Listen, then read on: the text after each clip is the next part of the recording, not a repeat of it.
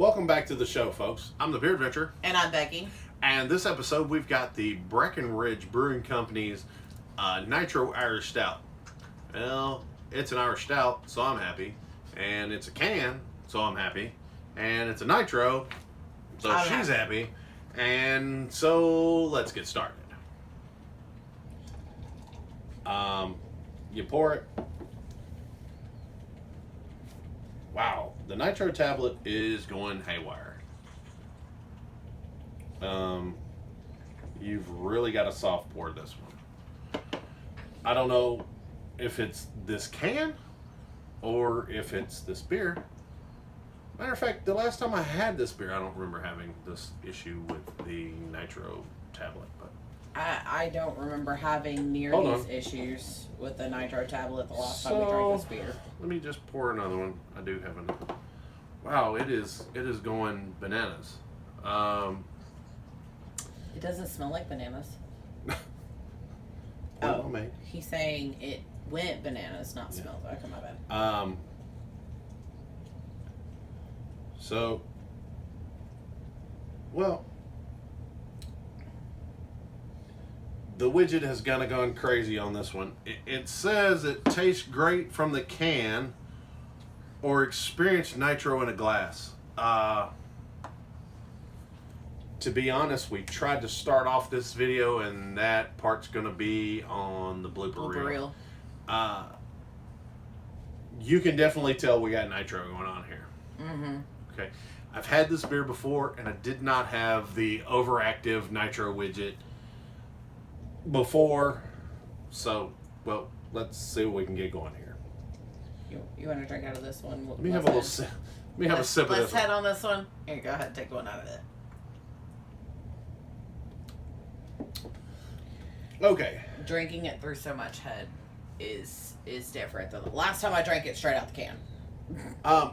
I prefer to drink a beer through the head a little bit because unless I'm at a baseball game drinking the cheap baseball beer, and I want you to have very little head because I want all of my $27 beer that really should have been a $4 beer. Drinking it through the head, you're going to taste more of the beer. You get the aeration. It's a better thing. Now, that being said, the Nitro creates tons and tons of very small bubbles.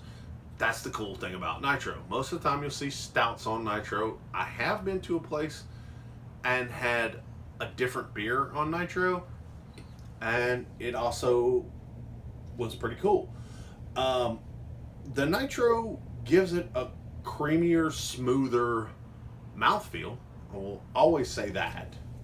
Now, Irish stouts tend to be a dry stout, and this is a dry stout as well. I can see that, how it would be dry. I like it. I like a dry stout. I mean, if you think about it, a dry Irish stout, there's a little company you may have heard of called Guinness.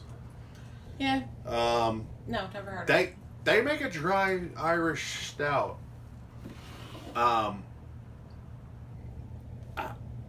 think this is a good beer. On Nitro, it's going to have a very smooth, kind of almost creamy texture. The dry finish is really kind of cool. I enjoy a dry finish. It's got more earthy tones to it, smell-wise. Again, not woody like you would expect with a barrel-aged. It's like earthy, more like I understand. Like potting soil, like dirt. Well, that's that roasted. Yeah. That roasted malt. I like a dry stout. I like an Irish stout. Me too.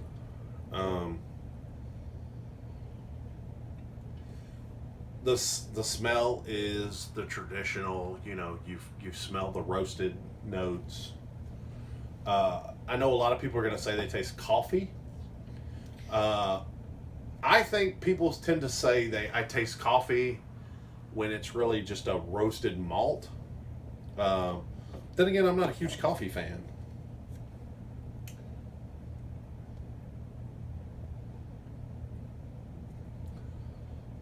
But I mean, that's a good stout. Yes. Not my first.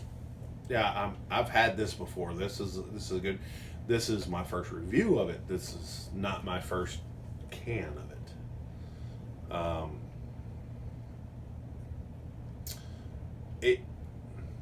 don't know. I like it. It's dark, almost opaque. It's heavy, but velvet on your mouthfeel. Right. It doesn't feel heavy. It tastes heavy. Yes. It's very It tastes rich. It is very rich. I think rich is a better description than heavy. Do you know what I mean? Like full, robust. Yes. Because it definitely doesn't feel heavy in your mouth. It's got a very light feel on the tongue and not a lot of carbonation. Yeah. I know that's from the nitro, but it doesn't dance in my mouth. It's like, okay, yeah, I just have to take my drink to set it down to where I can kind of let it mellow out for a second, and then I can take my next drink. Because I want to savory. I like that. Savory. It's very savory. Yeah. I kind of want to cut the can open and see what the widget looks like, but I don't think right now is the time for that. I may do a video one day and cut the can open and see what it looks like. Yeah, no, right now is not the time for that. No. Just realized what time it was. No, yeah. Well, you know, I think that's about as best as I can describe it. Yes. So let's get into, did you dig it? Yes. Oh yeah, I like Questions it. Again. Would you have another? I think continuing to drink it kind of says yes, you'd have another.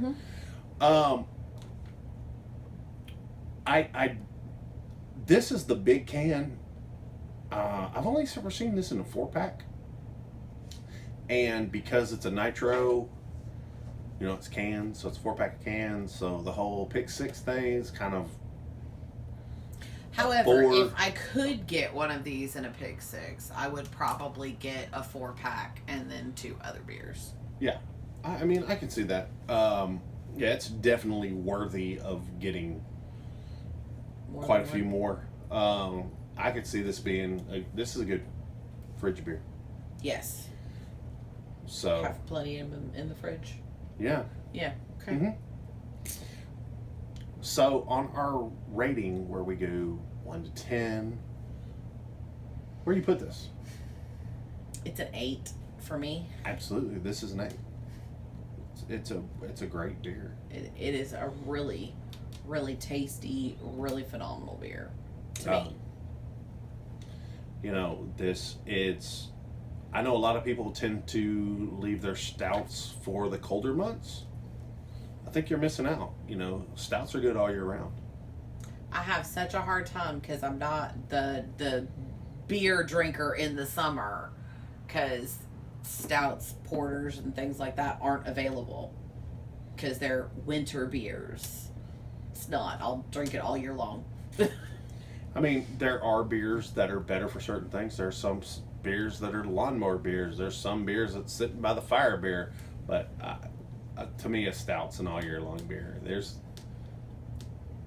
I drink Guinness all year long because it's a stout I can find all year long. Well, there you have it, folks. To your next beer adventure.